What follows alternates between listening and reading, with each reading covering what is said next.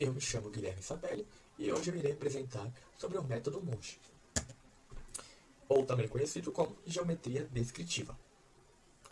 A geometria descritiva ela é um ramo matemático aplicado que tem como principal objetivo representar em um plano figuras tridimensionais, ou também, podemos dizer, buscar se resolver problemas do espaço 3D por meio de construção em duas dimensões, no caso 2D. Para isso, utilizam-se processos construtivos que permitem representar fielmente no plano e a forma e a posição de objetos espaciais. Assim, qualquer problema relacionado à figura, ele pode ser interpretado e resolvido por meio de sua representação plana. Gaspar de Monge foi o criador da geometria descritiva. Definiu essa ciência como parte da matemática que tem por fim representar no plano as figuras do espaço, assim possibilitando resolver, graças ao auxílio da geometria plana, os problemas envolvendo as três dimensões. O surgimento da geometria descritiva surgiu no século XVII e ela tem o objetivo de desenvolver métodos de representação gráfica das formas espaciais sobre o plano. Ela permite, por exemplo, a construção de vistas, tanto frontal, lateral e superior, a obtenção das verdadeiras grandezas das faces de um objeto e a construção de protótipos a partir das representações gráficas.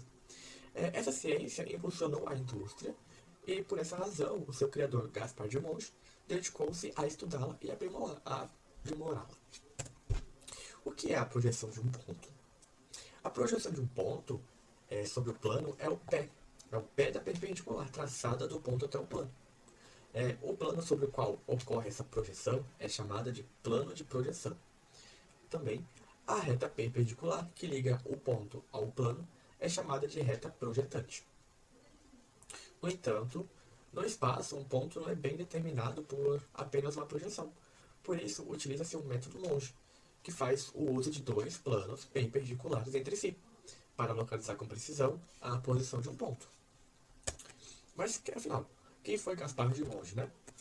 Gaspar de Monge, ele foi um matemático, desenhista político e francês, que é considerado o criador da geometria descritiva, o teórico da geometria analítica e o pai da geometria diferencial de curvas e superfícies. Ele foi um dos fundadores da Escola Politécnica Francesa e lecionou na Escola Militar de Mézières e na Escola Politécnica de Paris. Entre os seus discípulos estão os nomes como Jean-Pierre, Jean-Victor, Charles Duplin, Michael Chess, entre outros. O Monge aprimorou técnicas gráficas já utilizadas pelos egípcios lá no passado, que representavam as construções por meio de planta, elevação e perfil. Seu interesse pela geometria descritiva também foi motivado por meios patrióticos, buscando reduzir a dependência da França em relação à indústria estrangeira. O método Monge. O método Monge ele utiliza dois planos de projeção perpendiculares entre si. O plano horizontal de projeção PH, que significa plano horizontal, e o plano vertical de projeção, que é o PV, plano vertical. Sobre esses planos são projetadas as figuras tridimensionais, assim permitindo representá-las em duas dimensões com total precisão. Os planos de projeção. Como eu acabei de dizer, temos o plano horizontal, que é esse PH aqui, que faz essa chapa aqui, e temos o plano vertical, que é essa chapa que está verticalmente em pé aqui. Eles têm uma linha de intersecção entre os dois planos, que é chamada de LT, linha de terra, que é essa daqui, onde eu estou segurando com o mouse, onde está o X e o Y ali. Essa linha tracejada é o LT, também representada por XY. Aí temos os diedros, né, que são os ângulos formados por duas faces planas. Portanto, os dois planos de projeção formam quatro ângulos diedros retos. O primeiro diedro ele é formado pelos semiplanos superior vertical e anterior horizontal. Aqui, ó. É esse aqui, que forma, no caso, essa parte daqui. Agora, o segundo diedro ele é formado pelos planos semiplanos superior vertical, aqui, ó, superior vertical e posterior horizontal. Posterior que vem aqui para trás. É o horizonte de trás. O terceiro diedro ele é formado pelos semiplanos inferior vertical aqui, que é a parte de baixo, inferior vertical, e pelo posterior horizontal. Então é essa parte. E o quarto diedro, ele é formado pelos semiplanos, o inferior vertical, essa parte, e aqui, ó, como diz, o anterior horizontal, que é essa daqui. E esses são os quatro diedros dos ângulos formados por duas faces. Agora, épura. A épura, ela é a representação de uma figura do espaço pelas suas projeções do plano. Que no caso, que dá para obter a partir das projeções ortogonais nos dois planos, o PH e o PV, que é o plano horizontal e o plano vertical. O interessante é que, se a gente analisar ela, a gente consegue imaginar a forma e a posição da figura no espaço, mesmo ela estando desenhada apenas 3D. Sabe quando desenhada apenas 2D? Sabe quando tu desenha um cubo, tu bota algo no meio ali? Pronto, é literalmente isso. Tu pode imaginar um ponto, tipo, tu detar numa chapa plana, que é a folha 4. Ela é plana. Mas se a gente desenhar ela em forma 3D, é nada mais do que épura. Agora, a obtenção da épura, né? Opa.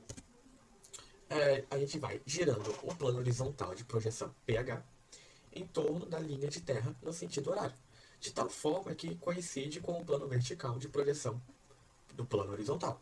Esta nossa representação, ela recebe o nome de épura, que é nada mais do que isso, que é quando o plano horizontal vai girando no sentido horário, vai girando, aqui ó, temos o passo a passo, ele está assim, ele inicia assim. Agora passa para cá, começa a girar, até os dois pontos se encontrar e virar apenas um plano 2D. Entendeu? Apenas esse plano 2D. E é isso. Foi essa apresentação sobre o método Monge. E eu quero agradecer pela atenção. Foi isso. Muito obrigado. Oi, eu sou Maria Paula e vim falar a respeito do segundo tópico do nosso trabalho, que é sobre os métodos descritivos. No primeiro método descritivo que nós temos é o método das rotações, que é quando nós temos um plano que é fixo e um objeto que ele é móvel, e ele é girado, só que ele não é girado de forma aleatória, ele é girado através de um eixo de rotação. Esse eixo de rotação ele pode ser girado em 90 graus, 45, não importa o ângulo, só importa que ângulo que o projeto pede. Então você vai girar ele de acordo com o que o seu projeto precisa e demanda. E esse tipo de rotação permite que o objeto seja visualizado de diversas formas, auxiliando principalmente na engenharia, na construção, na arquitetura, para você poder visualizar esse objeto para trazer mais clareza ainda para o segundo tópico do nosso trabalho, que é a respeito dos métodos descritivos. Primeiro eu vou comentar sobre o método descritivo de rotação, que é quando nós temos um plano que ele é fixo e um objeto a ser visualizado. Esse objeto é girado em torno de um eixo, né? Um eixo que é perpendicular ao plano. Esse eixo é chamado de eixo de rotação. Então, quando nós queremos girar este objeto em 90 graus, 45 ou outros ângulos, nós utilizamos este eixo como base. Então, porque ele não é girado de uma forma aleatória. E esse tipo de rotação nos auxilia a ver o objeto de diversas maneiras, auxiliando na construção, principalmente na construção civil e em outras engenharias e na arquitetura, auxiliando nos projetos. No terceiro tópico do trabalho, nós vamos falar sobre as mudanças de plano. As mudanças de plano consistem em deixar o objeto imóvel e o que muda é o plano em torno dele. O plano ele vai se movendo de diversas formas para que a gente possa ver todos os lados que nós precisamos no projeto. Tudo isso é variável de projeto a projeto. E nós podemos fazer essas mudanças de plano, horizontal para vertical, vertical para horizontal e para perfil também. Então, se nós temos um objeto que nós estamos vendo ele horizontalmente, porém queremos ver ele verticalmente, nós transferimos todas as informações horizontal para vertical ou vertical para horizontal. Tudo depende do último resultado que a gente quer. Se a gente quer ele vertical, nós transferimos para vertical, que é horizontal, nós transferimos para horizontal. E como último tópico do projeto, nós temos as vistas ortográficas. As vistas ortográficas são as faces que nós queremos visualizar de um objeto. Quando nós vamos comprar um carro, nós procuramos ver ele de todos os lados possíveis, do lado, à frente, atrás, não importa, porque nós queremos ter certeza do que nós estamos comprando. E isso para elaborar um projeto da mesma forma, nós queremos ver todos os lados que nós estamos projetando. Então nós temos a vista frontal, a vista posterior, a vista superior, a vista inferior e a vertical, se eu ainda não falei. Então, ele é super utilizado para você poder ver o objeto de diversas formas, que é muito preciso quando você elabora um projeto, principalmente quando às vezes nós estamos fazendo projeto em 3D, que nós queremos ver, tipo, se tá certo aqui, tá certo ali. Então, nós utilizamos muito isso na forma cotidiana mesmo. Podemos muitas vezes não reparar, porém está sempre.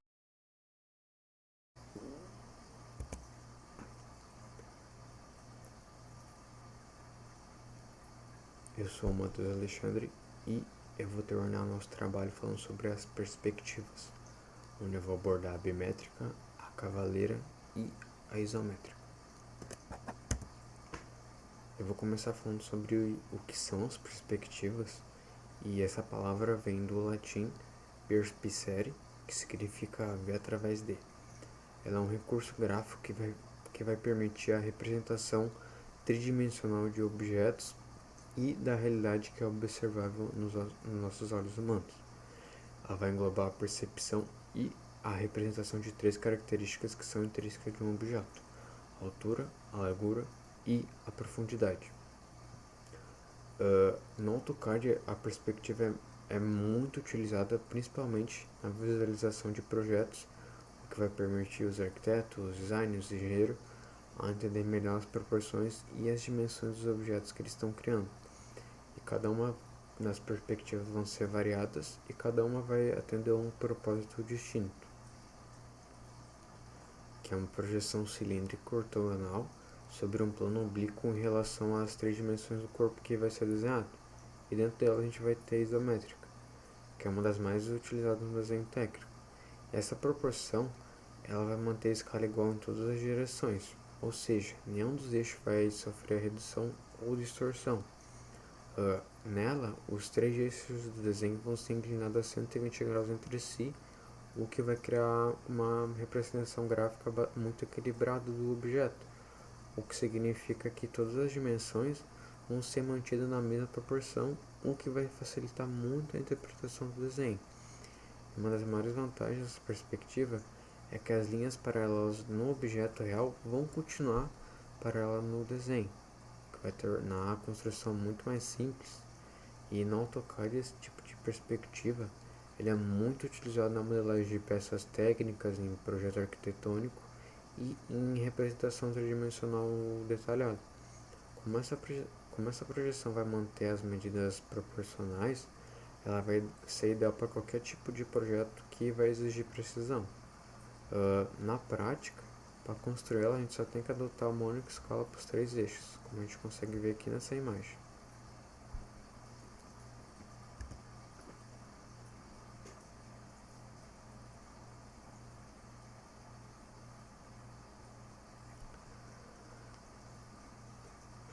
Agora falando sobre a bimétrica ou dimétrica, ela tem uma característica especial. Dois dos três eixos são possíveis escala diferente, enquanto o terceiro vai manter a proporção real. Isso vai ajudar a criar um equilíbrio entre as profundezas e a clareza do objeto e vai evitar a distorção exagerada dele. Uma das principais características da perspectiva dimétrica é que os ângulos entre os eixos vão variar, mas é muito comum que os valores sejam 7 e 42 graus. Essa variação vai fazer com que os objetos pareçam mais naturais e menos deformados do que em relação às outras perspectivas. E, além disso, a profundidade ela vai ser reduzida para que o desenho fique mais legível. No AutoCAD ela é muito usada principalmente para representar diagrama técnico e desenho industrial. Esse método vai permitir que os objetos sejam visualizados de uma maneira muito clara, sem comprometer a precisão das medidas principais. Na prática, a construção é da mesma forma do que na perspectiva isométrica, só que com exceção da mudança de ângulo e escala em um dos eixos. A face da frente vai conservar a largura e a face de fuga, que é o eixo X, é reduzida em 2/3, como a gente consegue ver aqui nessa imagem.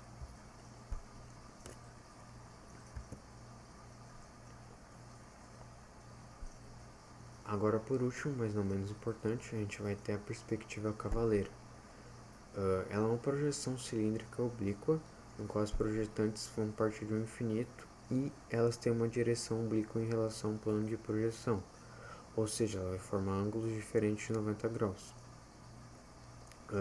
E a perspectiva cavaleira é um tipo de projeção cilíndrica oblíqua, na qual o objeto tem uma face paralela ao quadro, que é o plano de projeção, no tamanho real, e as demais faces dela vão sofrer distorção e as suas linhas projetantes vão estar em ângulo de inclinação de zero do plano de projeção.